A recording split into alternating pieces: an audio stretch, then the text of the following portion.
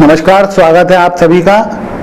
और आज हमारे साथ बातचीत के लिए यहाँ हमारे साथ हैं मध्य प्रदेश शासन के काबीना उद्योग मंत्री माननीय कैलाश विजयवर्गीय।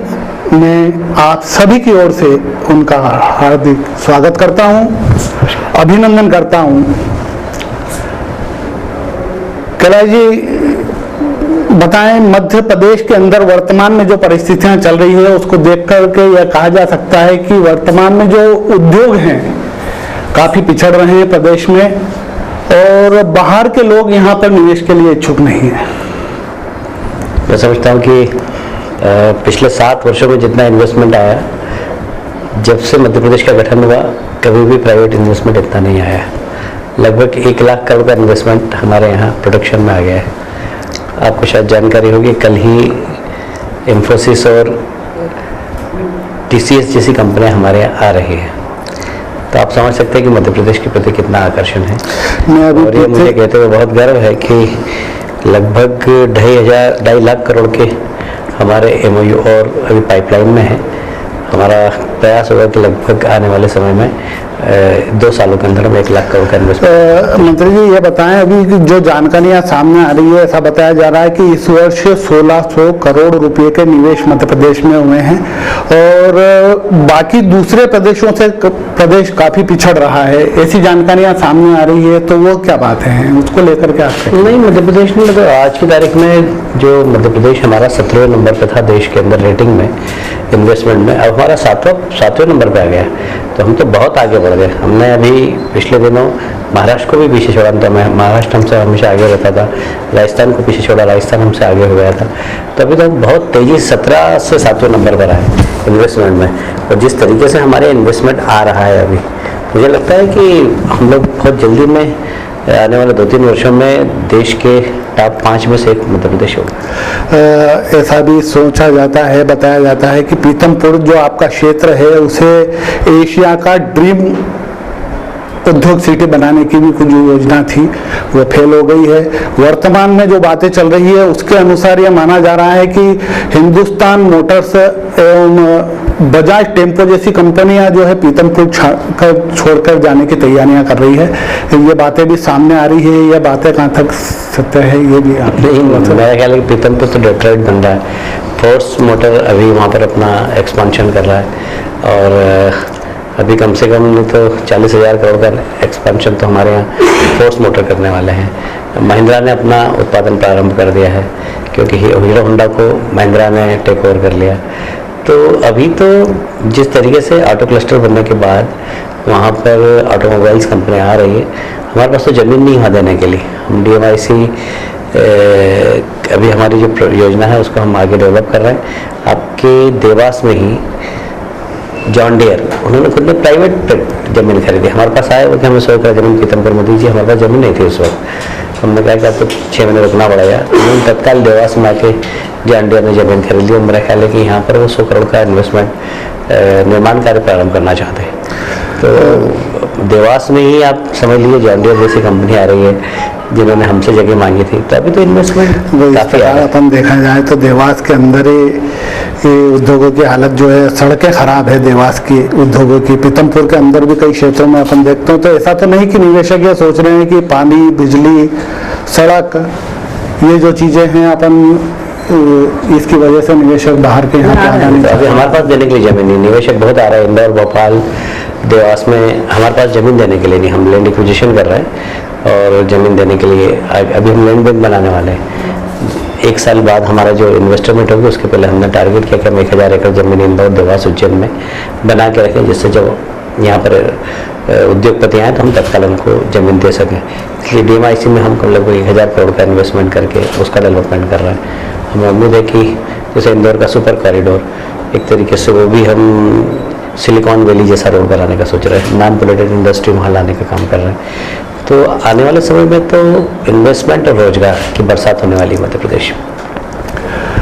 बेरोजगारों की यहाँ भीड़ बढ़ रही है। सबसे ज़्यादा अभी मध्य प्रदेश के अंदर अपन देखें कि संविदा शिक्षकों में लाखों लोगों ने जो है फार्म भर दिए। बेरोजगारों की भीड़ के साथ जो युवा जो रोजगार हैं उनके लिए क्या अवसर हैं रोजगार के, और आने वाले समय में स्थानीय लोगों को उद्योगों में रोजगार मिलेगा या नहीं, यह भी लोगों के लिए। हमारी जो इंडस्ट्री पॉलिसी है उसके अंदर हमने 50% स्थानीय लोगों को रोजगार देने की योजना बनाई है, और जो 90% स्थानीय लोगों को रोजगार देंगे हम उन्हें विशेष अनुदान भी देंगे। तो रोजगार आधारित जितनी भी इंडस्ट्री हम उसको प्रमोट कर रहे हैं। जैसे मैंने बताया TCS और इंफोसिस जब मध्य प्रदेश इंदौर में आ रही है तो पहले चरण में 5,000, दूसरे चरण में 5,000, आने वाले 5 सालों में 25 हज़ार लोगों को रोजगार देंगे। तो डायरेक्ट तो 25,000 लोगों को रोजगार देंगे और उसके कारण इनडायरेक्ट 1 लाख लोगों को रोजगार मिलेगा। मध्य प्रदेश में शासकीय कांग्रेस के समय में बिल्कुल शासकीय भर्ती बंद हो गई थी, यहाँ तक कि मास्टर कर्मियों को भी 40,000 निकाल दिया था। हमने मास्टर कर्मियों को रखा और लगभग अभी तक डायरेक्ट हमने एम्प्लॉयमेंट 2.5 लाख से ज़्यादा दिया है मध्य प्रदेश के अंदर भारतीय जनता पार्टी की सरकार आने के बाद। इनडायरेक्ट अगर रोजगार की हम देखें तो हमने जिस प्रकार गवर्नमेंट की योजना है, प्रधानमंत्री रोजगार योजना, और सब मिलाकर यदि हम दुर्गावती, रानी दुर्गावती योजना उसको देखें तो 1 लाख ऐसे लोगों को रोजगार दिया। तो भारतीय जनता पार्टी की सरकार आने के बाद लगभग 4 से 5 लाख लोगों को हमने डायरेक्ट और इनडायरेक्ट मिलाकर रोजगार दिया। आने वाले समय में ये बात सही है कि रोजगार एक समस्या हो सकती है, पर हम रोजगार बढ़ाने वाले उद्योगों को आकर्षित कर रहे हैं। हमारी उद्योग पॉलिसी में हमारी योजना भी है कि जो उद्योग रोजगार ज़्यादा देंगे हम उनको सब्सिडी ज़्यादा देंगे। आज जो विधानसभा के अंदर सरकार के लिए जो अविश्वास प्रस्ताव लाया गया कांग्रेस के द्वारा, आप उस मामले में क्या कहना चाहेंगे? औपचारिक है, हमेशा प्रतिपक्ष लाता है, बहस होती है और गिर जाता है, आएगा बहस होगी और गिर जाएगा, क्योंकि कांग्रेस है कितनी कोने में तो बैठी विधानसभा में, कुल मिलाकर 60-70 तो लोग हैं उनके, जो कि मुझे लगता है कि आने वाले चुनाव में उनकी संख्या भी और कम हो जाएगी।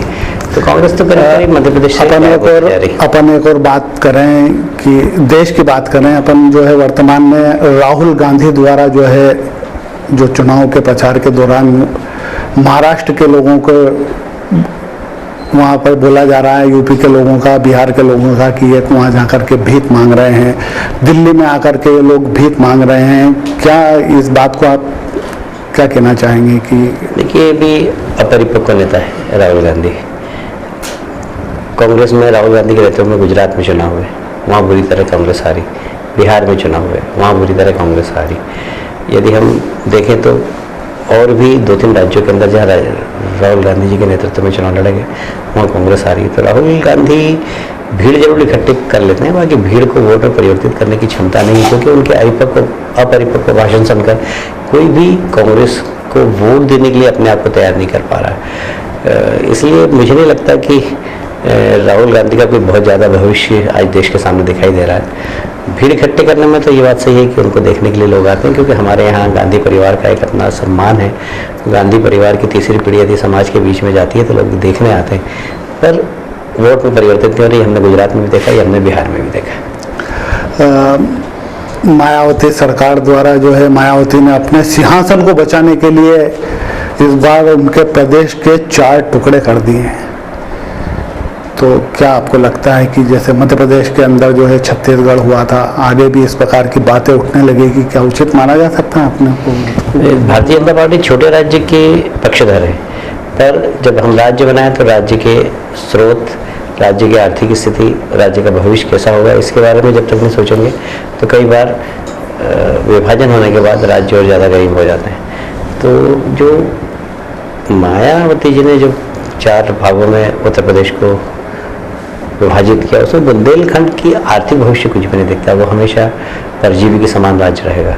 तो राज्यों का विभाजन हो जनता से पूछकर, कम से कम जितने वित्तीय संस्था हैं उनसे पूछकर, क्योंकि भविष्य उस राज्य का कैसा होगा ये सोचना बहुत ज़्यादा ज़रूरी है। विभाजन तो हो सकता है, पर आगे राज्य के वित्तीय संसाधन क्या होंगे? यदि वित्तीय संसाधन राज्यों के ठीक नहीं हुए तो वे राज्य हमेशा पैरासाइट की तरह केंद्र के ऊपर आश्रित रहेंगे। तो बहुत ज़्यादा ज़रूरी है कि छोटे राज्य भले ही बने पर आत्मनिर्भर राज्य बने, इसके बारे में जरूर विचार करना चाहिए। अभी जो भ्रष्टाचार को लेकर के अन्ना ने जो आंदोलन किया था, अभी जो परिस्थितियां सामने आ रही है नया डेमोक्रेसी के हिसाब से, अपन कल की बात करें, एक दो दिन पूर्व ही कृषि मंत्री शरद पवार को आक्रोशित युवक द्वारा जो है चाटा मारा जाता है, और इस प्रकार की जो बातें जो सामने आ रही है, तो ऐसा लगता नहीं कि देश की दिशा किसी और तरफ जा रही है वर्तमान परिस्थितियों के दौर में? देखिए, कृषि मंत्री शरद पवार जी को जो लपड़ मारा है, मैं समझता हूँ कि ये एक मानसिक विकृति है और मैं इसकी कड़ी निंदा करता हूँ। ये बात सही है कि देश के हालात ऐसे हैं जिससे लोगों को, राजनेताओं पर गुस्सा जरूर आता है, पर यदि प्रजातंत्र के अंदर हिंसा प्रारंभ हो जाएगी तो प्रजातंत्र समाप्त हो जाएगा। आज दुनिया का सबसे बड़ा प्रजातांत्रिक राष्ट्र हमारा देश है, तो प्रजातंत्र की रक्षा करना ही हम सबका दायित्व है। हमारे निश्चित रूप से राजनीतिक हमारी जो विचारधारा है वो अलग अलग हो सकती है, पर एक दूसरे के प्रति सम्मान हमारा कम नहीं होना चाहिए। इसलिए हम ऐसे कृत्य की बिल्कुल निंदा करेंगे और कम से कम दुनिया के अंदर सबसे सम्मानित प्रजातांत्रिक व्यवस्था अगर हमारे देश में है तो उसका सम्मान देश में बढ़े। इस प्रकार की घटनाओं से देश का सम्मान कम होता है। इंदौर के अंदर इस बार ऐसी चर्चा चल रही है कि भाजपा के आला कमान गडकरी जी जो है लोकसभा का चुनाव लड़ने की इच्छा जता चुके हैं, और क्या संभव है आगे की? क्या नितिन जी ने कोई इच्छा प्रकट नहीं की है, पर हाँ, यदि वो लड़ते हैं तो हम इतना उनसे जरूर वादा करेंगे कि वो सिर्फ एक बार फॉर्म भरने आए और 1 लाख से ज़्यादा वोट से हम जिता देंगे, क्योंकि इंदौर की जनता ने भारतीय जनता पार्टी को देखा है, भारतीय जनता पार्टी के काम को देखा है। और नितिन गडकरी जैसे प्रोग्रेसिव नेता अगर इंदौर का नेतृत्व करते हैं तो इंदौर के लिए सौभाग्य की बात होगी। युवाओं को आप, नई पीढ़ी की युवाओं को आप क्या संदेश देना चाहते हैं के माध्यम से, चैनल के माध्यम? देखिए, प्रतिस्पर्धा का युग है ये। प्रतिस्पर्धा में यदि आप खड़े हैं तो आपके पास धैर्य आवश्यक है, क्योंकि प्रतिस्पर्धा में जो श्रेष्ठ होता है वो आगे निकलता है। तो अपने आप को श्रेष्ठतम योद्धा के रूप में तैयार करना और फिर प्रतिस्पर्धा में कूदना। यदि वहाँ पर असफल होते हैं तो असफलता का कारण ढूंढना और अगली बार फिर प्रतिस्पर्धा में कूदना। चेरेवती आगे बढ़ते चलें, कम से कम हार में निराश नहीं हो, अपनी कमी ढूंढे और फिर आगे बढ़े। तो मैं समझता हूँ कि देश भी आगे बढ़ेगा, क्योंकि युवाओं के आगे बढ़ने से देश आगे बढ़ता है। इसलिए भले ही कितनी भी विपरीत परिस्थिति हो, निराश नहीं होना चाहिए। आज अंधेरा है तो निश्चित रूप से सवेरा आएगा, और वह सवेरे का हमेशा इंतज़ार करना चाहिए और चेरेवती आगे बढ़ते रहना चाहिए। तो यह थे हमारे साथ में आज बातचीत के दौरान मध्य प्रदेश शासन के काबीना उद्योग मंत्री माननीय कैलाश जी विजयवर्गीय। मैं उनका पुनः आप सभी शहरवासियों के ओर से हार्दिक अभिनंदन करता हूं, स्वागत करता हूं, जिन्होंने व्यस्ततम समय में से हमें समय दिया। नमस्कार।